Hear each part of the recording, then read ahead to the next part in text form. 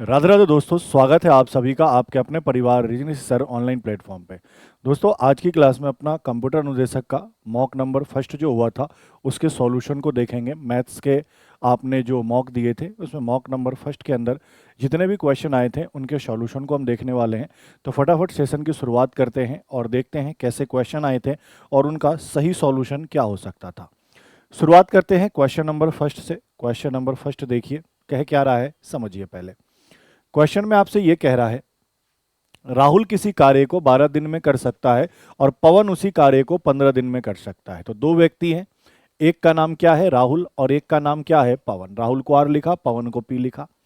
राहुल जिस कार्य को 12 दिन में कर रहा है उसी कार्य को पवन कितने दिन में कर रहा है? 15 दिन में कर रहा है। तो सबसे पहले मुझे ये समय पता है तो मैं इनका एलसीएम लेकर काम निकाल सकता हूं। तो मैंने कहा 12 और 15 का लय से कितना होगा? 60। तो मैं इतना समझ गया कि राहुल 60 काम 12 दिन में कर रहा है और इसी 60 काम को पवन 15 दिन में कर रहा है। ये बात क्लियर है। अब मैं इसकी क्षमता का रेशियो निकाल लेता हूं। तो क्षमता कैसे निकलेगा? सर 12 दिन में अगर 60 काम होगा तो एक दिन में कितना काम होगा? 12 से इसको काट देंगे, कहने का मतलब 5 काम होगा। मतलब राहुल की क्षमता कितनी है? 5। 15 दिन में 60 काम होगा तो एक दिन में कितना काम होगा? 4। इसका मतलब पवन की क्षमता कितनी है? 4। तो यहां से मुझे दोनों का दिन, दोनों की क्षमता और टोटल कार्य का पता चल गया। अब देखो क्वेश्चन में आगे क्या कह रहा है कि यदि वे दोनों मिलकर कितने दिन तक काम करें? 2 दिन तक। टोटल काम कितने दिन तक करने हैं? ये 2 दिन तक। कौन कौन मिलकर? राहुल और पवन। तो मुझे बताएं, यह दोनों मिल जाएं तो एक दिन में कितना काम करेंगे? तो कहोगे सर 5 और 4 9। तो 2 दिन में कितना काम करेंगे? तो आपने कहा सर 9 का 2 गुना कितना होगा? 18। मतलब दोनों मिलकर 2 दिन में 18 काम करेंगे। तो मैं पूछूं कितना काम बचा? कितना काम बचा? रेस्ट काम कितना हुआ? तो आपने कहा टोटल 60 है, 60 में से 18 काम मैं क्या करूंगा? घटा दूंगा।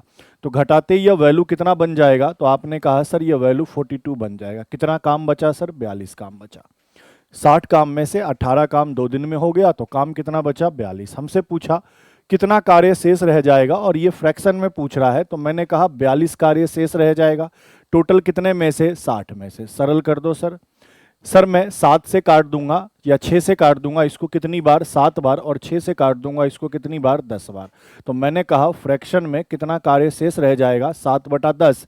ऑप्शन नंबर ए क्वेश्चन का क्या होगा? बिल्कुल ही सही उत्तर। आसान था। आई होप आपने क्वेश्चन सही किया होगा। चलिए अगले क्वेश्चन को देखिए। ये क्वेश्चन देखिए, आपको 3 बहुपद दिए गए हैं, पहला, दूसरा, तीसरा, और इनका क्या निकालना है? एचसीएफ। क्या निकालना है भाई मेरे? एचसीएफ निकालना है। एचसीएफ का मतलब सर हाईएस्ट कॉमन फैक्टर निकालना है। अब सर हाईएस्ट कॉमन फैक्टर कैसे निकालते हैं ये चीज भी मैंने आपको पढ़ा रखा है। समझते हैं चीजों को, करना क्या है।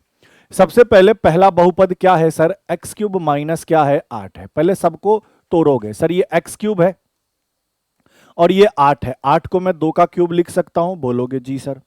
आप सभी जानते हैं सर ए क्यूब माइनस बी क्यूब का फॉर्मूला क्या होता है? ए माइनस बी गुना ए स्क्वायर। बोलोगे जी सर। माइनस प्लस ए बी और प्लस बी स्क्वायर। मतलब 2 का स्क्वायर कितना? 4। मैं लिख देता हूं। सर हम सभी जानते हैं कि सर ए क्यूब माइनस बी क्यूब का फॉर्मूला क्या होता है? तो सर ए माइनस बी गुना ए स्क्वायर प्लस क्या? ए बी प्लस क्या? B square. उस फॉर्मूले पे तोड़ दिया। दूसरा जो फॉर्मूला यहां यूज होगा ये भी आपने पढ़ रखा है। सर अगर मैं कहूं ए माइनस बी का होल क्यूब क्या होगा? तो आप यही तो कहोगे, a cube minus B cube minus 3 गुना ए स्क्वायर बी और प्लस 3 गुना ए बी स्क्वायर। ये फॉर्मूला भी आपको पता होना चाहिए। एक और फॉर्मूला जिसके बारे में भी आप जानते हो कि सर ए माइनस बी का होल स्क्वायर क्या होता है? तो आप कहोगे sir a square minus 2ab और प्लस क्या? B square. इन तीनों का ही काम हमें क्वेश्चन में लेना है। चलिए सर, तो क्वेश्चन को देख लिया। सर ये a cube minus B cube के फॉर्मूले बैठा दिया। अब दूसरा बहुपद ये है, इसको भी तोड़ना होगा। सर क्या है? एक्स क्यूब है, तो ये तो एक्स क्यूब हो गया। सर ये माइनस 8 है, इसको मैं लिख सकता हूं 2 का क्यूब। ये माइनस 8 2 का क्यूब। बोलोगे जी सर। माइनस इसको मैं लिख सकता हूं 3 गुना ए का मान कितना है? एक्स, तो एक्स स्क्वायर, और बी का मान कितना है? 2, तो 2। तो सर बन गया 3 दूनी 6 एक्स स्क्वायर। प्लस मैं ऐसा लिख सकता हूं 3 गुना ए का मान कितना है? एक्स और बी का मान कितना है? 2, तो 2 का स्क्वायर। तो आपने देखा कि सर ये किस पे बैठ रहा है, तो आप देख रहे हो ना सर, ये a cube minus B cube minus 3a² plus 3ab²। और इसके लिए आपको फॉर्मूला भी क्या पढ़ाया है, तो आप कहोगे सर इसके लिए फॉर्मूला क्या होता है, a माइनस बी का होल क्यूब। तो आपने देखा कि सर a का मान x है, b का मान 2 है, तो मैं इसके लिए डायरेक्ट लिख सकता हूं x माइनस 2 का होल क्यूब। क्लियर है। बेसिकली जो बहुपद है पहले उनको तोड़ना है, सरल करना है, उसके बाद एचसीएफ निकालना है। अगले को देखो, तीसरा ये है। अब यहां पे हमसे कह रहा है sir x cube minus 4x² plus 4x, तो इनमें से x कॉमन ले लो। सर अगर मैं x कॉमन ले लूंगा तो क्या बचेगा, x² माइनस 4x और प्लस क्या बचेगा 4। बोलो हाँ या ना। थोड़ा सा और मैं इसको सरल कर लूं तो भैया ये ऐसा लिखा जा सकता है x² माइनस 2 गुना 2 गुना x और प्लस 2 का स्क्वायर। बोलो हाँ या ना। ये दोनों बातें सेम है। सर ये x², 4x को क्या लिखा, माइनस 2 गुना x और ये 2 का स्क्वायर। तो सर ये a², ये b² और ये माइनस 2ab, इसके जगह हम क्या लिख सकते हैं, तो आप कहोगे सर a माइनस बी का होल स्क्वायर। तो a मेरे पास क्या है x, b मेरे पास क्या है 2, इसका होल स्क्वायर, और साथ में गुना में x था तो x रहने दिया।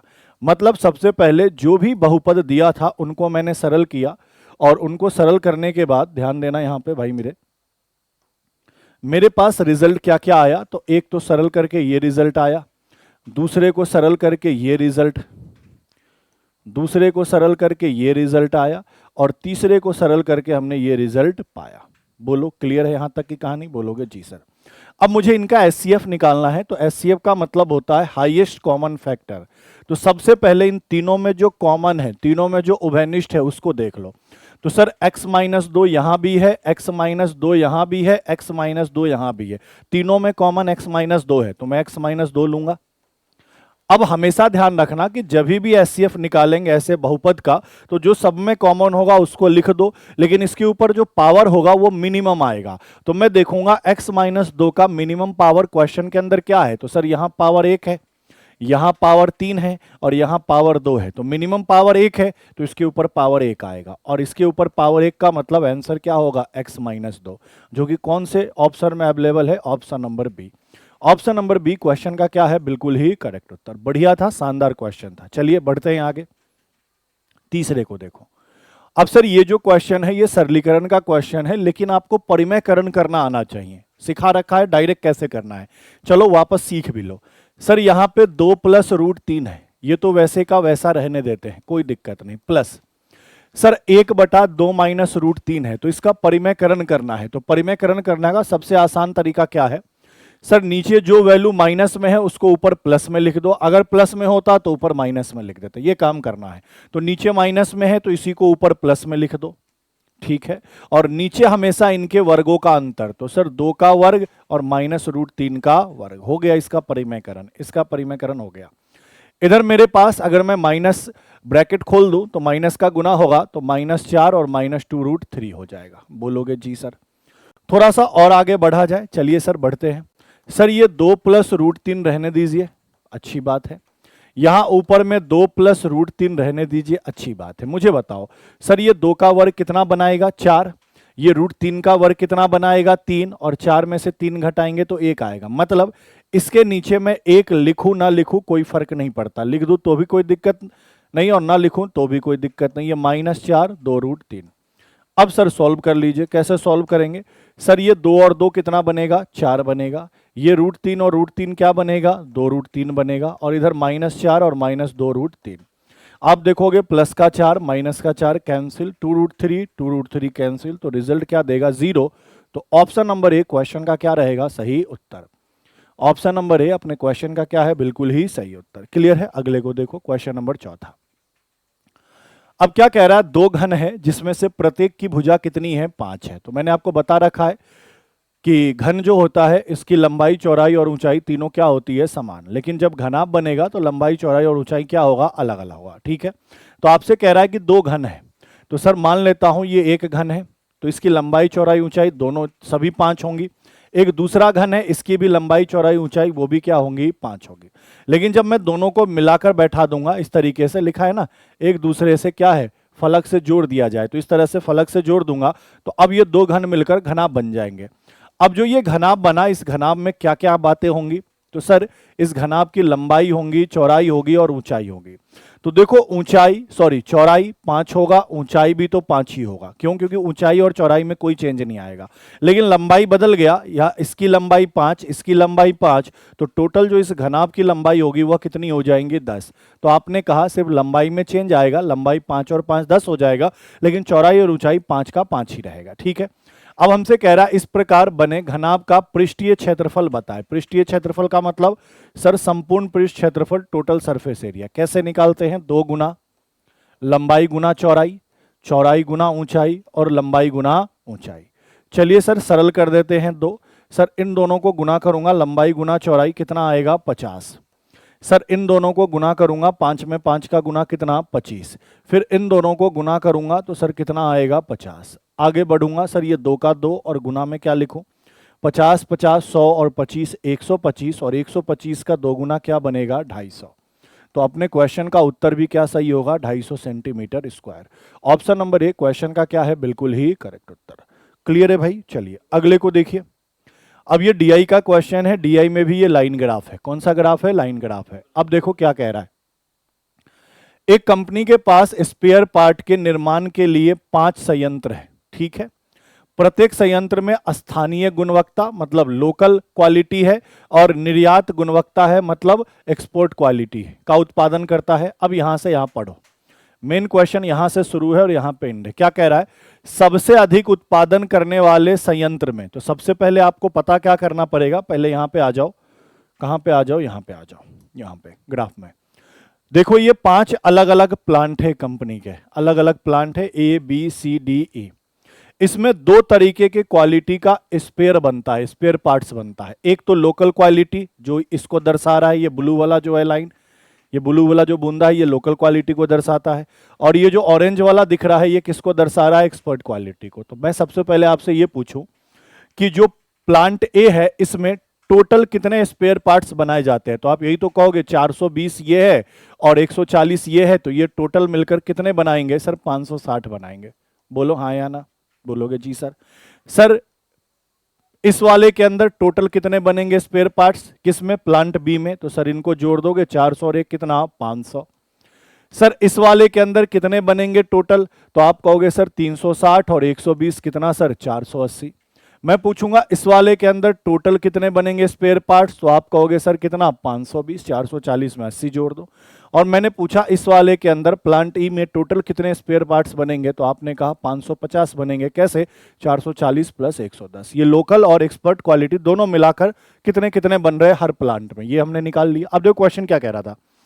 सबसे अधिक उत्पादन करने वाले संयंत्र में स्थानीय गुणवत्ता और निर्यात गुणवत्ता का आपको रेशियो बताना है। तो सबसे पहले ये बताओ ना, सबसे अधिक उत्पादन करने वाला कौन सा प्लांट है इन 5 में से? तो आप देख रहे हो गौर से, सर सबसे अधिक उत्पादन प्लांट ए कर रहा है, क्योंकि 560 डेटा सबसे अधिक है। तो सर जो सबसे अधिक उत्पादन कर रहा है ना, ये ऐसे समझ लो, प्लांट नहीं समझ में आ रहा, तो इन 5 कंपनी में से जो सबसे अधिक ये मैन्युफैक्चरिंग कर रहा है उसका रेशियो निकालना है। उसके अंदर लोकल और एक्सपर्ट का क्या करना है? रेशियो निकालना है। तो आपने देखा कि इन सभी में सबसे ज्यादा जो मैन्युफैक्चरिंग हो रहा है वो किस में हो रहा है? प्लांट ए में, या कह लो कंपनी ए में। तो सर कंपनी ए में आपको लोकल का और एक्सपर्ट का क्या बताना है? रेशियो बताना है। यही आपसे कहा है। देखो स्थानीय का और निर्यात का आपको क्या बताना है? रेशियो बताना है। तो सर लोकल का और एक्सपर्ट का रेशियो बता दीजिए। किसका बताएंगे? कंपनी ए का, क्योंकि सबसे अधिक उत्पादन ये किया है। तो बताओ कंपनी ए में लोकल कितना है? 420 और एक्सपर्ट कितना है? 140। रेशियो इनका ले लोगे, कितने आएगा? 3 और 1। ऑप्शन नंबर बी क्वेश्चन का क्या है? बिल्कुल ही सही उत्तर। क्लियर है? और मैंने जब डीआई की क्लास यूट्यूब पे ली थी तब भी समझाया था, क्वेश्चन को पढ़ के समझ गए ना कि कहना क्या चाह रहा है तो तुरंत हो जाएगा। कई बार डीआई में ये चीज होता है। चलिए अगले क्वेश्चन को देखिए, क्वेश्चन नंबर 6। ये एवरेज का क्वेश्चन है। क्या कह रहा है? 30 लड़कों के समूह में औसत ऊंचाई प्रारंभ में कितनी है? सर 150 है। मतलब सीधी सीधी बात है कि टोटल लड़के कितने हैं? 30 है, और इनका जो एवरेज है वो एवरेज कितना है? 150 सेंटीमीटर है। ठीक है भाई। हालांकि बाद में पता चला कि एक लड़के की ऊंचाई गलती से 154 सेंटीमीटर दर्ज की गई थी, वास्तव में वह कितने का था? 145 का था। तो सही औसत की गणना करें। देखो, वास्तव वास्तव में कहने का मतलब ओरिजिनली वह कितने का था? 145 का, और गलती से क्या दर्ज कर लिया गया? 154। तो सबसे पहले बताओ गलती कितने की हो गई? तो 145 की जगह 154 लिखा, मतलब 9 ज्यादा लिख दिया, तो 9 की गलती हो गई। सर 9 ज्यादा लिख दिया तो 9 ही कम कर दिया जाए तो गलती सुधार सकते हैं क्या? बोलोगे जी सर, क्योंकि गलती सुधारना है ना, पूछ रहा बोल रहा है कि सही औसत निकाल कर बताओ। तो सही औसत के लिए आपको गलती सुधारना पड़ेगा। आपने 145 की जगह 154 लिखा था, 9 ज्यादा लिखा था, तो 9 कम कर दो। 9 तो टोटल में कम हो गया, तो सर औसतः कितना कम हो जाएगा? तो आपने कहा संख्या कितनी है? 30, 30 का भाग लगा देंगे। काटापीटी करो, 3 से 3 बार, 3 से 10 बार, और 10/3 का मतलब क्या होता है? 0.3। कमी का मतलब क्या? माइनस का मतलब क्या? कमी कर देना। मतलब जो भी पहले एवरेज था उसमें 0.3 क्या कर दो? माइनस कर दो। तो सर इसको घटाओगे तो 149 दशमलव कितना आएगा? 7 सेंटीमीटर। मतलब सही औसत क्या था? 149.7 सेंटीमीटर, जो कि कहाँ है? ऑप्शन नंबर ए में। ऑप्शन नंबर ए क्वेश्चन का क्या है? बिल्कुल ही सही उत्तर। क्लियर है भाई? चलो अगले को देखो। अब यहां रेशियो का क्वेश्चन है, कह रहा है चतुर्थ अनुपात ज्ञात करो। चतुर्थ अनुपात का मतलब सर ये पहला पद है, ये दूसरा पद है, और ये तीसरा पद है, आपको चौथा पद निकालना है। देखो मैंने आपको समझा रखा है कि sir A B C D 4 संख्या है। मैंने कहा ए और बी का रेशियो अगर सी और डी के रेशियो के बराबर है तो यही समानुपात होता है, और अगर समानुपात होता है तो बाहर बाहर वाले का गुना पहला गुना चौथा, और अंदर अंदर वाले का गुना दूसरा गुना तीसरा आपस में बराबर होता है। तो अगर मुझे चौथे का मान निकालना होगा तो दूसरे तीसरे को गुना करके पहले का भाग लगा देंगे, तो क्या चौथे का मान आ जाएगा क्या? बोलोगे जी सर चौथे का मान आ जाएगा। क्या ये कहानी क्लियर है? बोलोगे जी सर। तो बस यही कहानी बैठाना है। सर ये पहला है, ये दूसरा है, ये तीसरा है, मुझे कौन सा निकालना है? चौथा। तो मैंने क्या कहा? दूसरे और तीसरे को गुना करो। तो दूसरा क्या है? ए क्यूब और बी क्यूब, और तीसरा क्या है? ए स्क्वायर माइनस बी स्क्वायर, और इसमें भाग किसका लगा देंगे सर? पहले का। पहला क्या है सर? ए प्लस बी का होल स्क्वायर, और क्या? ए क्यूब माइनस बी क्यूब। बोलोगे जी सर। अब क्या करना है? फॉर्मूला याद होगा तो आगे काम होगा, और फॉर्मूला ही याद नहीं होगा तो आगे काम नहीं हो पाएगा। अब फॉर्मूला क्या? तो अभी थोड़ी देर पहले भी बताया। सर ए क्यूब प्लस बी क्यूब क्या लिखोगे? तो आप कहोगे ए प्लस बी गुना ए square minus A B plus B square. ये a cube plus b cube का formula. Sir a square minus b square क्या होता है? ए माइनस बी गुना ए प्लस बी। बोलोगे जी सर। चलो अब नीचे देखो सर, ये a प्लस बी का होल स्क्वायर है, मतलब a प्लस बी को कितनी बार लिख सकते हैं? 2 बार। सर ए क्यूब माइनस बी क्यूब क्या फॉर्मूला बैठता है? a माइनस बी गुना ए square plus A B plus क्या सर? B square. जो कटने वाला है सबसे पहले उसको काटो, बाकी को रख लो। सर a प्लस बी से a प्लस बी कटेगा, ये a प्लस बी से a प्लस बी कट जाएगा, और ये a माइनस बी से a माइनस बी कट जाएगा। तो बचा क्या? ऊपर तो बचा A square minus A B plus B square, और नीचे क्या बचा भाई मेरे? A square plus A B plus B square. तो यही अपना चौथा पद होगा, और यही अपना क्वेश्चन का सही उत्तर होगा। देख लो कौन से ऑप्शन से मैच कर रहा है? सी से। ऑप्शन नंबर सी क्वेश्चन का क्या है? बिल्कुल ही सही उत्तर। देख लो पूरी क्लास। तो फॉर्मूला पता होगा तो आसानी से कर पाएंगे। चलिए सर अगले को देखते हैं। 8वां नंबर। अब ये भी बहुत आसान है, ये तो मैंने आपको पढ़ा रखा होगा कि सर समीकरण कैसे बनाते हैं, और 4 तरीके से आपको समीकरण बनाना सिखाया होगा। यहां देखिए आपको क्या कह रहा है। सबसे पहली बात, कभी भी आपको स्लोप दिया हो और कोई पॉइंट दिया हो, मान लो पॉइंट क्या दिया हो? एक्स वाई, और इससे समीकरण बनाना है, तो समीकरण कैसे बनाते हैं? y बराबर एम एक्स प्लस क्या? सी। ये सी क्या होता है? y इंटरसेप्ट होता है। क्या होता है? y intercept. y इंटरसेप्ट का मतलब समझ गए ना, कि y अक्ष पर जितना दूरी लिया गया, जितने दूरी काटी गई, वही सी का मान होता है। बोलोगे जी सर ये वाली बात क्लियर है। तो आप एक एक करके बताओ। सर स्लोप, स्लोप को क्या कहते हैं सर? ढाल। ढाल कहते हैं हिंदी में, और अंग्रेजी में क्या कहते हैं? स्लोप। और स्लोप को एम से डिनोट करते हैं। एम का मान -1 है। सर ये जो बिंदु है, ये जो पॉइंट है, ये पॉइंट कितना कितना है? तो सर ये पॉइंट 0 और 2 है। बोलोगे जी सर ये वाली बात क्लियर है। ठीक है, तो मैं इसको ऐसे लिख देता हूं कि सर बिंदु क्या दिया है? बिंदु जो दिया है वो 0 और 2 दिया है। ठीक है भाई। सर मुझे बताओ सी क्या होता है, वाई इंटरसेप्ट। तो वाई का मान यहाँ कितना है 2, तो 2 रख दो कि वाई अक्ष पर कितनी की दूरी तय की गई, कितना कट किया गया, तो 2 का। सर m का मान कितना है -1, एक्स को x रहने दो और y को y रहने दो, क्योंकि समीकरण x और y के रूप में निकलेगा। तो y बराबर क्या होगा -x+2। या तो यही रूप होगा, नहीं तो क्या होगा, ये माइनस का x इधर आएगा तो प्लस में, तो x+y बराबर 2। तो इसी रूप में दे दिया है, तो देख लो। हाँ, ये ऑप्शन नंबर सी, y बराबर -x+2 क्वेश्चन का क्या होगा सही उत्तर। क्लियर है, कोऑर्डिनेट के अंदर सब कुछ पढ़ाया और डिटेल्स में पढ़ाया, अच्छे से जाके पढ़ लेना तो एक एक क्वेश्चन सॉल्व हो जाएगा। चलिए बढ़ते हैं अगले क्वेश्चन में। 9वें नंबर को देखो, कह रहा सर इसका गुणनखंड क्या होगा। गुणनखंड भी आपको पढ़ा रखा है, देखो गुणनखंड कैसे करोगे। सर x का पावर 4 है और माइनस क्या है 625 है। सबसे पहले बताओ, इसको मैं ऐसा लिख सकता हूं x² का स्क्वायर, और इसको मैं ऐसा लिख सकता हूं 25 का स्क्वायर। बोलोगे जी सर, तो ये a² माइनस b² पे बैठ गया। क्या फॉर्मूला होता है, a+b और गुना क्या, a माइनस बी। बोलोगे जी सर। सर ये एज इट इज ऐसे का ऐसा x² प्लस 25 रहने दे, और ये क्या ऐसा लिखा जा सकता है x² माइनस 5 का स्क्वायर, वापस a² माइनस b² पे बैठ गया। तो सर ये तो x² प्लस 25 रह जाएगा, और ये a² माइनस b² पे, तो a+b और गुना क्या a माइनस बी। मतलब इसका जब मैंने गुणनखंड किया तो गुणनखंड मेरे पास क्या आया, ये आया। और यही अपने क्वेश्चन का सही उत्तर होगा। कहीं दिख रहा है जी, दिख रहा है, ऑप्शन नंबर ए में x माइनस 5 गुना x+5 गुना x² प्लस 25। क्लियर है भाई। चलिए अगले को देखिए, क्वेश्चन नंबर 10। अब देखो ये बोट एंड स्ट्रीम का क्वेश्चन है, नाव और धारा का क्वेश्चन। उसमें बताया था ना चार बातें ध्यान रखनी होती है। पहली बात, सर नाव और धारा एक दिशा में जा रहा है तो दिशा अनुकूल होगा, जिसको इंग्लिश में डीएस डाउन स्ट्रीम कहते हैं। नाव और धारा विपरीत दिशा में जा रहा है तो दिशा क्या होगा, प्रतिकूल, जिसको इंग्लिश में अप स्ट्रीम कहते हैं। सर अगर मुझे नाव और धारा का चाल पता है, जोड़ देंगे, क्या करेंगे सर, जोड़ देंगे तो अनुकूल दिशा में चाल पता चलेगा, और घटा देंगे तो प्रतिकूल दिशा में चाल पता चलेगा।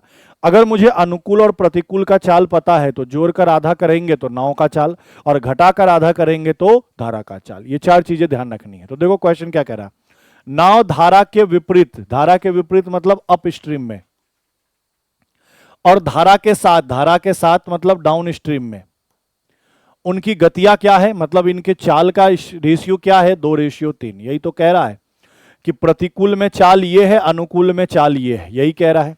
कह रहा है इन दोनों गतियों का योग, मतलब इन दोनों के चाल का योग। सर यहां 5 है और क्वेश्चन के अकॉर्डिंग कितना चाल है सर, 15 है। लिखा है ना कि इन दोनों चाल को जोड़ते हैं तो 15 किलोमीटर प्रति आवर है।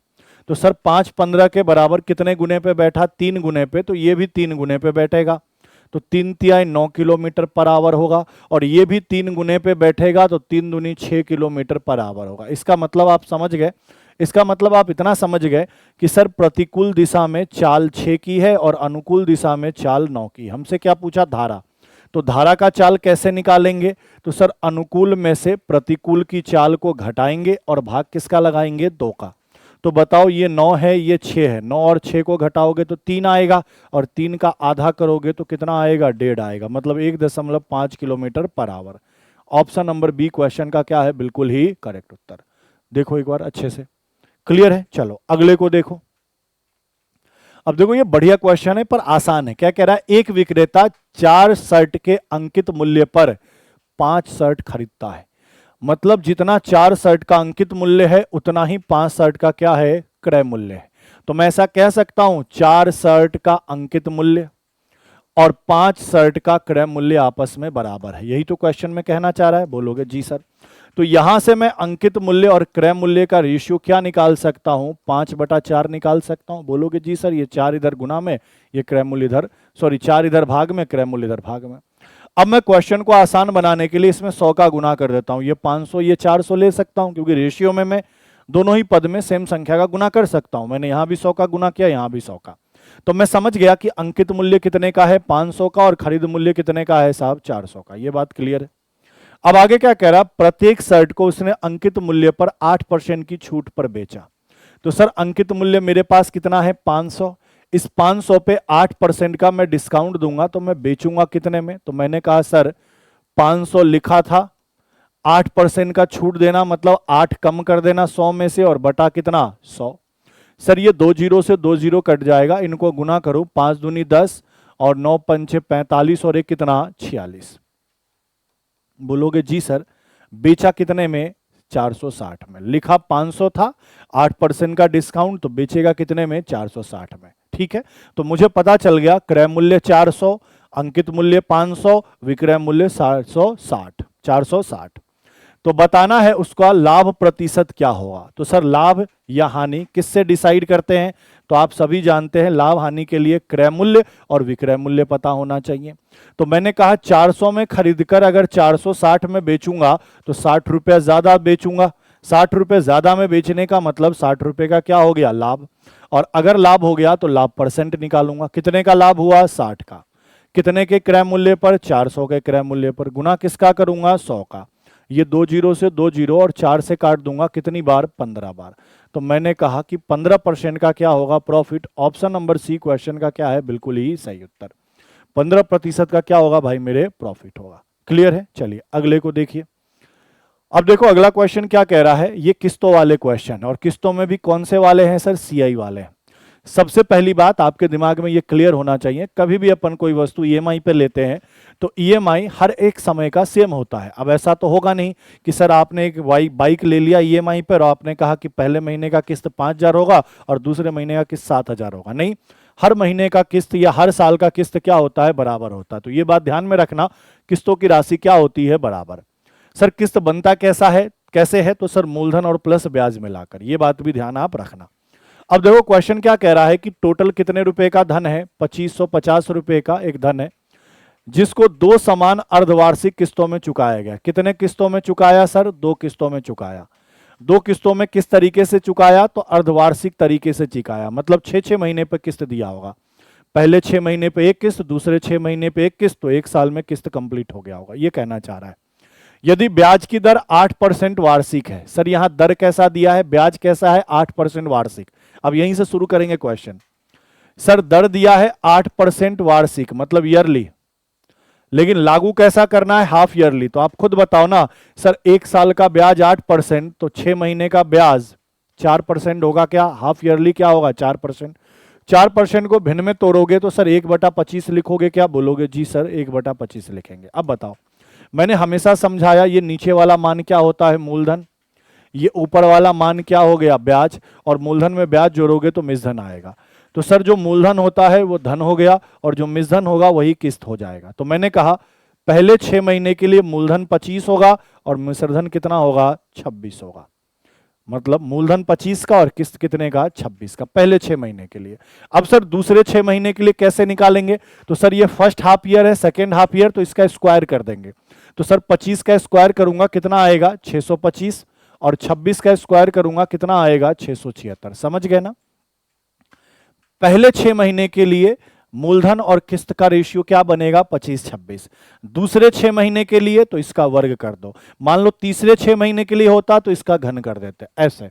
तो आपने कहा 25 का वर्ग 625, 26 का वर्ग कितना 676। अब मुझे एक बात बताओ, आप खुद बताओ सर ये जो मिश्रधन है यही तो किस्त है, बोलोगे जी सर यही तो किस्त है, और जो मूलधन है यही तो धन है, बोलोगे जी सर यही तो धन है। तो बताओ किस्तों की राशि हर साल का या हर ईयर का या हर महीने का क्या होगा समान होगा। लेकिन यहां देखता हूं पहले 6 महीने का किस्त 26 का है, अगले 6 महीने का किस्त 676 का, अलग अलग है। इसका मतलब दोनों को बराबर बनाना है। अब दोनों को बराबर बनाना है तो हम जानते हैं ये 676 26 का स्क्वायर है, तो इसको भी अगर 676 बनाना होगा तो 26 का गुना करना होगा। और रेशियो क्या कहता है, यहां 26 का गुना तो यहां भी 26 का गुना, मतलब अब यहां पे किस्तों की राशि कितनी हो गई 676। तो सर मूलधन कितने का हो गया, तो 25 गुना 26 करेंगे 650 का। इसका मतलब आप समझ गए पहले 6 महीने के लिए, अब सुनना बात को गौर से, पहले 6 महीने के लिए 650 के धन पर 676 का किस्त चुकाना था, दूसरे 6 महीने पे 625 के धन पर 676 का किस्त चुकाना है। तो मैं पूछूंगा कि टोटल धन यहां कितना हुआ, तो आप कहोगे सर दोनों को जोड़ दीजिए, ये 600 600 1250 और 25 75 1275। और क्वेश्चन के अंदर टोटल धन कितना दिया है भाई मेरे, तो टोटल धन क्वेश्चन के अंदर कितना दिया है 2550। तो यह किसके बराबर 2550 के बराबर। कितना गुना हो रहा है, साफ साफ दिख रहा है, 2 गुना हो रहा है, दिख रहा है ना। 1200 का 2 गुना 2400, 75 का 2 गुना 150, तो 2400, 150, 2550। इसका मतलब सर रेशियो का मान कितना है, 2 है। हमसे पूछा प्रत्येक किस्त की राशि, प्रत्येक किस्त की राशि, तो सर प्रत्येक किस्त बना कितने का, 676 का। रेशियो का मान कितना है सर, 2, 2 का गुना करिए, ये 6 दूनी 12, 7 दूनी 14 और 1 15, 6 दूनी 12 और 1 13। मतलब प्रत्येक किस्त कितने साल कितने का बनेगा, 1352 का। हर 6 महीने पर 1352 रुपए का किस्त चुकाना पड़ेगा, अगर इतने रुपए का धन उधार लिया है और 2 अर्धवार्षिक किस्तों में इस दर से चुकाएगा तो। सर पहले 6 महीने कितना चुकाएगा, 1352, अगले 6 महीने भी कितना चुकाएगा, 1352। तो 1 साल में किस्त क्या कर लेगा, ब्याज अपना कंप्लीट कर लेगा, जो भी उसने पैसा उधार लिया किस्तों के थ्रू कंप्लीट कर लेगा। क्लियर है। चलिए अगले क्वेश्चन को देखिए, 13 नंबर। अब देखो ये परसेंटेज का बहुत बेसिक सा क्वेश्चन है, दिख रहा होगा आपको स्क्रीन पे क्या कह रहा है, देखिए। किसी संख्या का 48% उसके 40% से इतना अधिक है, तो सर अधिक है या कम है, मतलब दोनों के बीच का अंतर। तो सर दोनों के बीच का अंतर कितना है, 8%, और इसी 8% का मान 0.8 दिया है। हमसे कहा वो संख्या निकालो, कोई भी संख्या हो अपने आप में कितना परसेंट, 100%। तो 100% का मान क्या होगा, 0.8 बटा 8 और गुना कितना सर, 100। दिख रहा होगा यहाँ दशमलव हटाया, यहाँ 10 आएगा, ये 0 से 0 जाएगा, ये 8 से 8 जाएगा, तो रिजल्ट क्या आएगा, 10। एक्चुअल में वो संख्या कितनी थी, 10 थी। सही उत्तर क्या होगा, ऑप्शन नंबर डी।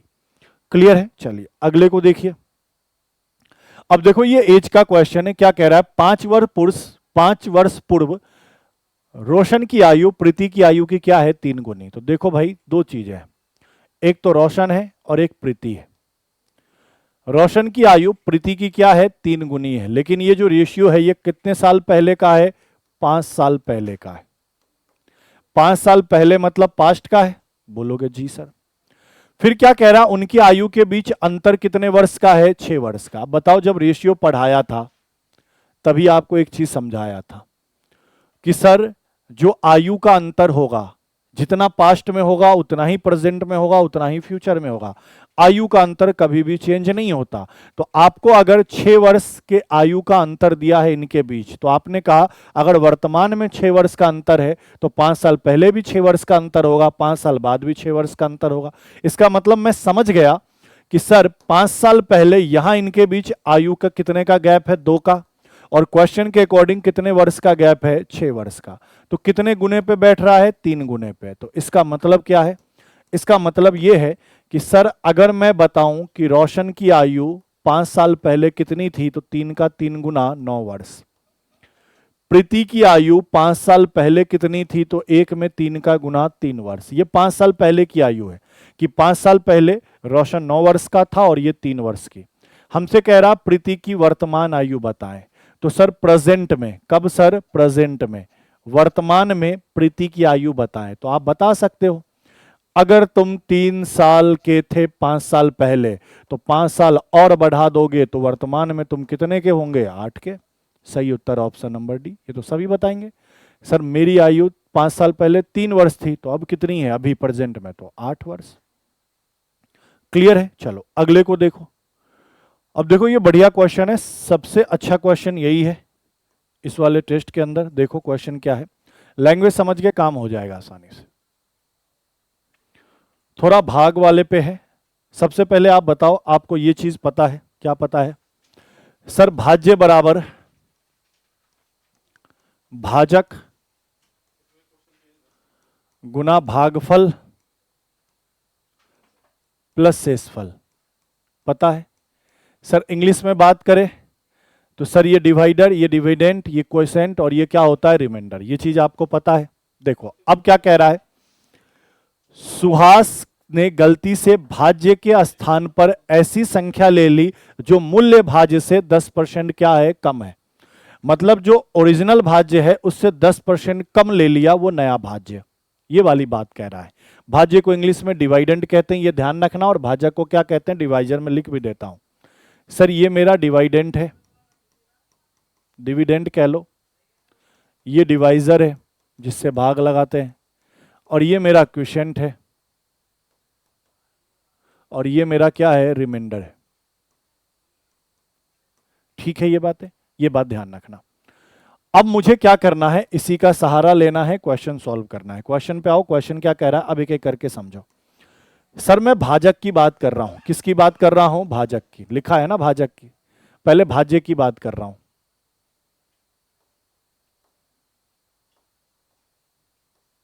पहले भाज्य की बात कर रहा हूं, ठीक है, भाज्य की बात कर रहा हूं। भाज्य के बारे में क्या कह रहा है, सुहास ने गलती से भाज्य के स्थान पर ऐसी संख्या ले ली जो मूल्य भाज्य से 10% क्या है, कम है। तो मैं मान लेता हूं कि शुरुआत में जो भाज्य था वो 100x था, तो नया भाज्य क्या होगा सर, पहले से 10% कम, लिखा है ना 10% कम, तो 100x में 10% कम करोगे तो 90x लिख दोगे क्या, ये कहानी क्लियर है कि सर शुरू में जो भाज्य था उससे 10% कम लिया नया भाज्य, तो मैंने कहा शुरू में 100x तो 10% कम करेंगे तो 90x। अब आगे क्या कह रहा है, उसने गलती से भाजक के स्थान पर एक ऐसी संख्या ले ली जो मूल्य भाजक से 20% कम थी। तो भाजक के बारे में क्या कह रहा है, मैं मान लेता हूं कि जो सही भाजक था वो 100y था, जो सही सही भाजक के जिससे भाग लगा रहे हैं वो 100y है, लेकिन उसने गलती से नया भाजक जो है 20% कम ले लिया, तो इसमें से 20% कम कर दूंगा तो 80y होगा क्या, बोलोगे जी सर। तो आप बताओ सर ये तो पुराना है और ये क्या है, नया है, या ऐसा कह सकते हो ये ओरिजिनल है, वास्तविक है, और ये क्या है, नया है। वास्तविक भाजक पहले क्या, सॉरी भाज्य क्या था 100x, भाजक क्या था 100y, नया भाज्य क्या है 90x, और नया भाजक क्या है 80y। अब देखो आगे क्या कह रहा है, अब कह रहा है यदि मूल भाग के प्रश्न में, मूल भाग का मतलब सर ये वास्तविक वाले की बात कर रहा है, भागफल कितना है सर 24 है और शेषफल कितना है 0 है। तो सबसे पहले तो यही बता दो, अभी अभी क्या बताया, देखो यहीं पे सर भाज्य बराबर भाजक गुना भागफल प्लस शेषफल, तो मैं ये कह सकता हूं कि भाज्य कितना है सर, शुरुआत में 100x है, बराबर क्या होता है भाजक जो कि 100y है, गुना भागफल जो कि क्वेश्चन में कहा है 24 लो, और प्लस क्या है शेषफल। ये पहले पहले वाले केस से, तो यहां से मैं इसको सॉल्व करूंगा, तो जरा गौर से देखो सर, ये 100x बटा 100y बराबर 24 आ जाएगा क्या, क्योंकि ये जीरो जोड़ोगे तो यही होगा, और ये गुना में तो भाग में, तो अगर मैं 100 से 100 को काट दूं तो मैं ऐसा कह सकता हूं कि x बटा वाई क्या है 24 है। ये वाली कहानी पहले क्लियर है, तो बताओ ये रिलेशन किससे निकला, पुराने वाले जो भाग का प्रश्न है उससे, लिखा है नहीं, यदि मूल भाग के प्रश्न का सही भागफल 24 है और शेषफल क्या है 0 है। अब आगे क्या कह रहा है, यहां से पढ़ो, यदि यह मानते हुए कि उसकी गणनाओं में कोई त्रुटि नहीं हुई तो सुहास को कौन सा भागफल प्राप्त हुआ, मतलब बाद में कौन सा भागफल प्राप्त हुआ ये बताना है। तो मुझे बताओ ना बाद में क्या होगा संख्या, भाज्य क्या होगा, तो आप यही तो कहोगे 90x बराबर भाजक कितना 80y, और भागफल मुझे निकालना ही है, भागफल को मैं क्या मान लेता हूं, m मान लेता हूं भागफल, और इसका शेषफल भी क्या है, कुछ नहीं कह रहा है तो 0 होगा, तो इसकी शेषफल लेने की जरूरत नहीं है।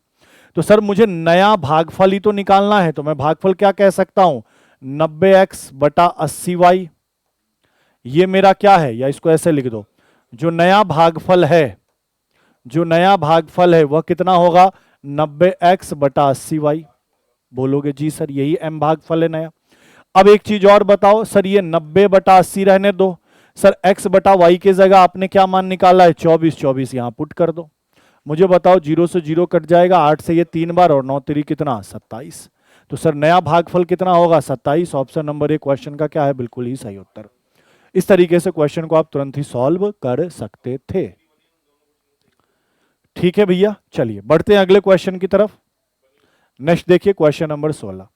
अब क्या कह रहा, 20 मीटर परिमाप वाले एक बगीचे की त्रिभुजाकार फूलों की क्यारी का क्षेत्रफल निकाले। तो सर सबसे पहले तो त्रिभुज के आकार का है, त्रिभुजाकार ये फूलों की क्यारियां हैं ABC, इसका परिमाप दिया है 20, और इनकी दो भुजा, मतलब एक भुजा 5, दूसरी भुजा 6, तीसरी पता नहीं तो मैंने x मान लिया, और कह रहा है इनका परिमाप कितना है 20 है, मतलब ये तीनों जोड़कर 20 होना चाहिए। तो यहां से डायरेक्ट भी तो आप बता सकते हो सर ये 6 है, ये 5 है 11, और 20 बनाना है तो इसको 9 रखा जाए, तभी तो इनका परिमाप 20 बनेगा, 6 5 11 और 9 20, तो तीसरी भुजा पता चल गई। अब मुझे इसका क्षेत्रफल निकालना है, तो सर विषमबाहु त्रिभुज है तो किसका सूत्र लगेगा, हीरो का। तो सबसे पहले अर्ध परिमाप निकालो, परिमाप कितना है 20, 20 का आधा करेंगे तो अर्ध परिमाप। सर क्षेत्रफल कैसे निकालते हैं, हीरोज के सूत्र से, रूट अंडर एस गुना एस माइनस ए मतलब पहली भुजा, एस माइनस बी मतलब दूसरी भुजा, एस माइनस सी मतलब तीसरी भुजा। चलिए सॉल्व करिए। सर एस का मान 10 है, एस 10 में से पहली भुजा 5 घटा दो तो कितना आएगा 5, 10 में से दूसरी भुजा 6 घटा दो तो कितना आएगा 4, और 10 में से तीसरी भुजा 9 घटा दे कितना आएगा 1। थोड़ा सा और सॉल्व करो तो सर ये 5 चौका 20, 20 में 10 का गुना कितना होगा 200। अच्छा 200 को क्या लिखा जा सकता है, 2 गुना कितना 100। अब बताओ इस 100 का वर्गमूल कितना होगा 10, और रूट में क्या बचेगा 2, तो सही उत्तर क्या होगा 10√2 metre square, sorry 10√2 metre square. Option number A question का क्या है, बिल्कुल ही करेक्ट उत्तर। क्लियर है भाई। तो ये आपके 16 क्वेश्चन थे मॉक नंबर फर्स्ट में कंप्यूटर अनुदेशक के, मॉक नंबर पहला था। आई होप आपने सारे क्वेश्चन किए होंगे, नहीं किए होंगे तो चीज़ों को समझ लेना, किस तरीके से आपको सॉल्यूशन करना था मैंने डिटेल्स में आपको समझाया। मिलते हैं आपसे अगली क्लास में, आज के लिए इतना ही। थैंक यू, धन्यवाद।